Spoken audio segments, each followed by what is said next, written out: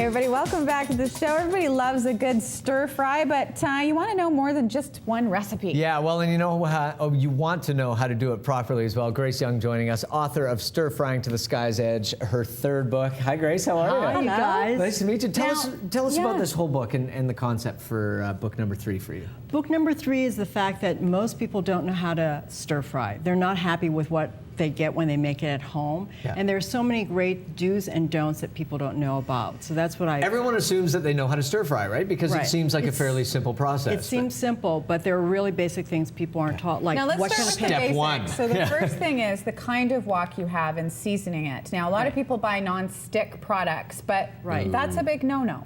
It's the worst. It is the worst. Yeah, so this is carbon steel, and I call this ancient nonstick cookware. The more you cook with it, it's like cast iron. Yeah. It creates its own natural nonstick surface. And you do that by seasoning the wok, and you cover all the wok stuff at the beginning of the book, but maybe Right. you can explain why this style of wok with the flat bottom is better for cooking. Yes. So most people have electric or induction, or they have weak gas stoves. And so by having a flat bottom, it sits closer to the heat. The traditional is a round bottom wok, but then you have to set a wok ring so the wok is too far from the heat. Simple. How many countries does that wok travel to? you researched this book. This wok has a passport. It's been to Hong Kong, Manila, Bali, Singapore. It's been all across the United States, Philly, DC, Seattle, Olympia. Let's get started and we'll talk Yeah. about why it's traveled to so many places as Okay. we go. What's the first step? What are we So doing? this is a really interesting dish. It's a Trinidadian stir fry.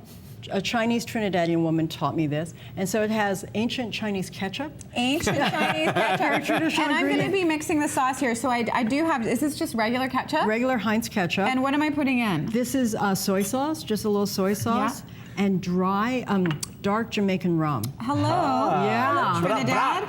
And then we're- just stir that up. And this is like a pinch of white pepper. Now, why do you use white pepper? What is the difference in Chinese flavor? prefer the white pepper because it's more flavorful. Yeah. Yeah.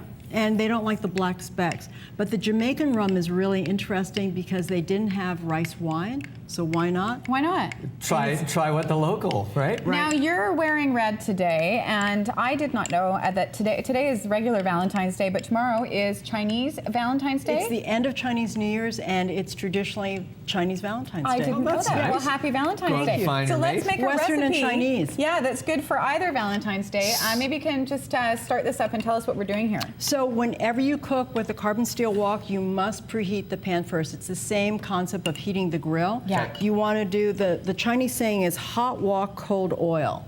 So you heat it until it just feels like a hot radiator. Yeah. Okay. And if you don't do it, the food will stick. Your beef, chicken, pork, shrimp will stick in the wok. But by preheating it, you prevent that.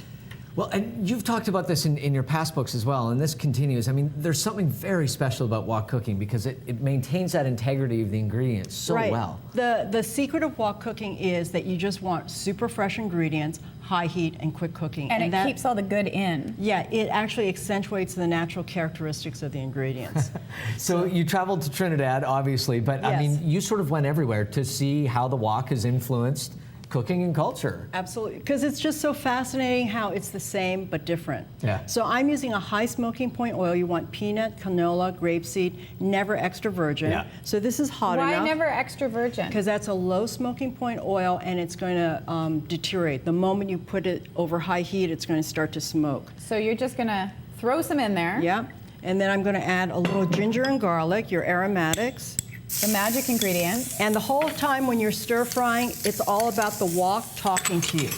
Okay, You what have is to the wok hear- saying Listen. to us? The wok has to have a sizzle. If there's no sizzle, it's not hot enough. So you're putting the prawns in right away. Yep. Shell on. Shell on. That's the traditional Chinese and Trinidadian style. They want the shell on because it's juicier that way. Okay, and you can see that they're starting to change color almost immediately. You don't want to overcook them. Right, but I like to sear them for like 1 minute. So when I stir fry beef, chicken, pork, shrimp, I spread it out in the wok and I let it sear for 1 minute. Now, a Chinese restaurant chef would never do that. They stir fry immediately, but on a home stove, you don't have as much heat. Right. So you have to give it a chance. Give it a Just to chance to cook catch through. up with the Right. ingredients. So I'm going to just sprinkle a little salt here.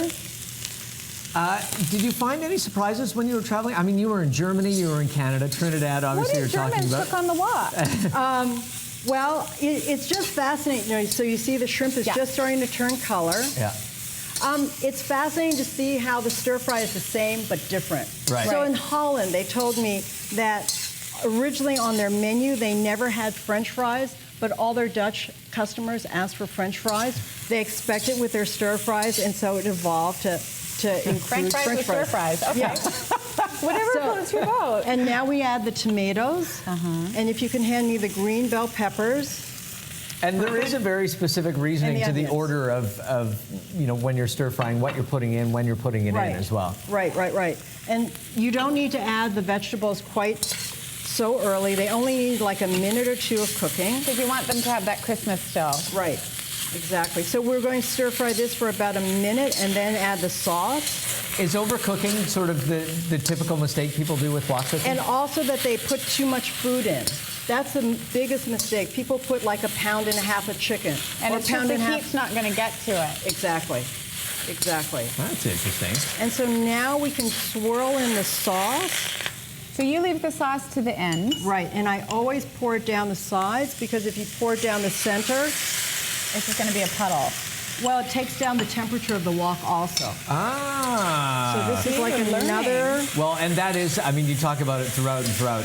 The heat is the key to successful wok cooking. You have to maintain, The wok has to talk to you the whole time.